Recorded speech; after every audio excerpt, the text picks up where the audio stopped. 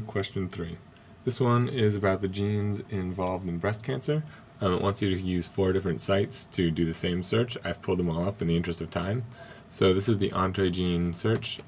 Breast cancer genetics is what I'm going to type in. Search. So it gives me a bunch of results. This is the NCBI database. I just want to show, so I typed in breast cancer genetics and hit search.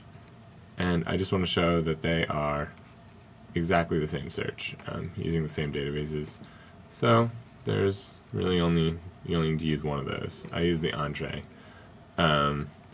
Also, it wants you to use PubMed, which this references, so I'm not going to show how to do that.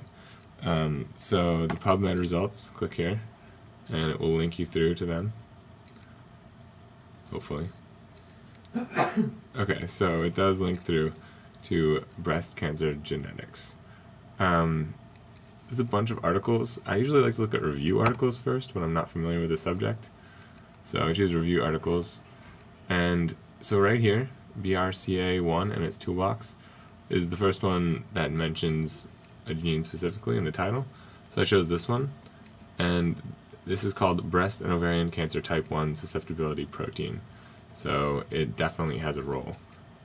So this article would be a good place to start if you were doing research on that.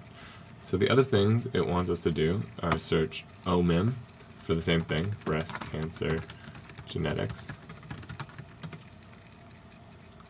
Okay, and so this is just a bunch of different listings for genes. I'm going to choose this one and narrow it, and then the first one. So this is just more article references. And again, if you really wanted to do research on this, there's huge amounts of information here. And there's all sorts of links and stuff. And this is the last search they want us to do in UniProt. So breast cancer genetics. And search. Okay. So this is the best one I've seen so far for just simple genes.